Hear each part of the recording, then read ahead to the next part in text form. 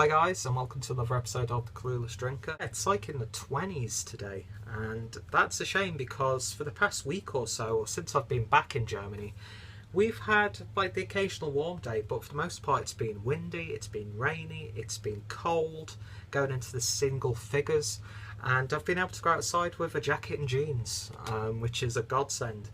But yeah, we're having a bit of a warm weekend here.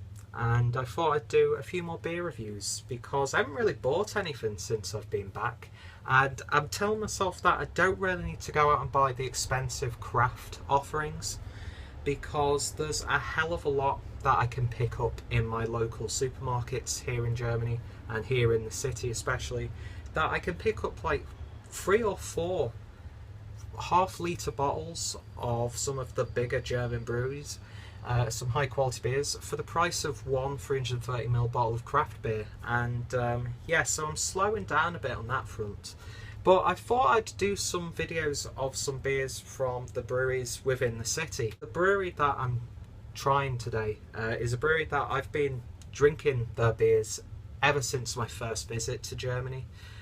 They're always one of the breweries that provides beers for the Dult, which is like a very small Oktoberfest type of fur, along with Spital and Kneitinger. They're the 3 main breweries that provide beer for the Dult. All of them great breweries. And yeah, this is probably my favourite brewery from Regensburg. And ever since I first came, I've fell in love with their beers. Today's beer is from Bischofshof, which is, like I said, a brewery from the city. And today the beer is their Regensburger Premium, which is pretty much a premium lager.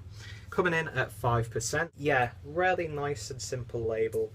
I absolutely love the logo on the flip top. It's a shame that they don't do that class design on their normal bottles because I'd love that bottle cap.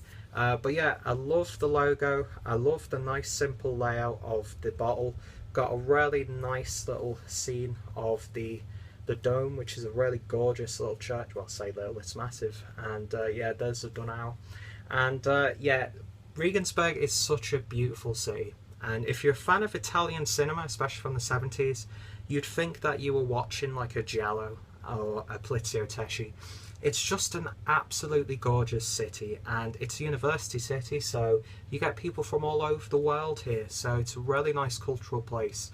But yeah, really nice simple bottle.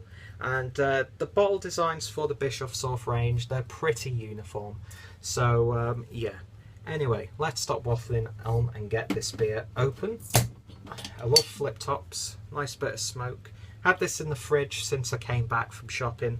It's only been in there for like about 40 minutes at most while I was doing the washing up. And yeah, so shouldn't be too cold. Pour it into my Weiss beer glass. And that is pouring extremely pale. Very crisp looking. I won't pour it all in so I can give it a swell. But yeah, look at that rushing carbonation. Some of it is clinging to the sides. It's probably because I didn't wash the glass properly. But yeah, that's a nice thin gold colour. Very strawy, very wheaty. Pouring with just about a 1 finger's worth of white fluffy head. And yeah, it looks like a really nice, crisp, refreshing lager. So let's give it a bit of a swirl. Instantly getting hit by those malt notes, very slight undercurrent of honey in there, strawy, it's got a grassy sort of vibe going on, picking up evidence of wheat, it's got a nice yeasty sort of smell to it as well, earthy, it's got a herby note in there, and yeah, for a lager it smells really, really nice. And I've said this countless times before in these videos, lagers are some of my favourite. It's one of my favourite styles of beer, whether that be a Helles, a lager, a dark lager, sort of like a Pilsner. There's really nothing too complicated with these beers, but they're just very solid for the most part when they're done right. And when they're done perfectly right, nothing can touch them in my opinion. They get the job done, they're nice and sessionable, you can just sit down and relax. And yeah, I've always got a soft spot for lagers. So anyway, let's give this a taste.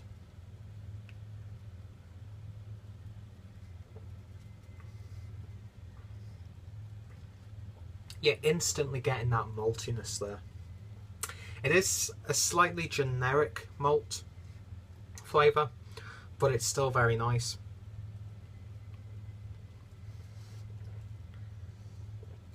Slight hints of citrus in there. Those herby flavours that you're picking up on the scent, you're getting ever so slightly in the taste.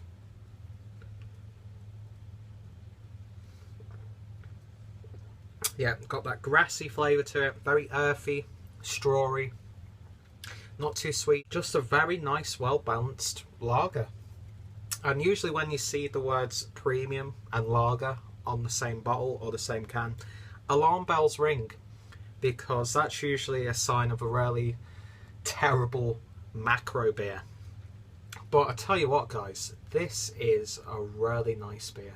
It's nothing too sensational, it's not going to blow your mind, it's not a taste sensation.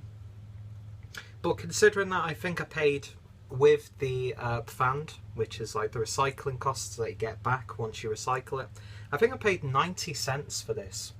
And it's worth every cent. It's a nice tasty beer, very crisp, very refreshing. This would even be satisfying almost ice cold without putting it in the freezer, of course. But yeah, if you had a nice 6-pack chilling in the fridge, it'll definitely get the job done. And yeah, it's a very solid beer indeed. One of my favourites, one of my favourite breweries. Just, they don't do anything too pretentious. They don't really go out of their comfort zones that much. They're a very traditional brewery. But I tell you what guys, maybe that's good, because what they do are some very solid beers. I mean, look at that. That's a very pretty beer indeed. And it smells and tastes as good as it looks. It's a very solid beer. So I'm going to give this one probably an 8 out of 10. Because it just gets the job done.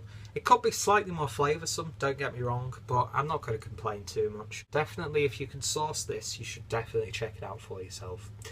So guys, expect a lot more Bischofshof reviews in the future. If you've tried this beer, as always, let me know what you guys think. If you've got any questions or anything like that, feel free to ask, but I will be putting the Bischofshof website down below, as well as usual Untapped and any other reviews that I find on YouTube, so you can get a bit of a better idea about this beer.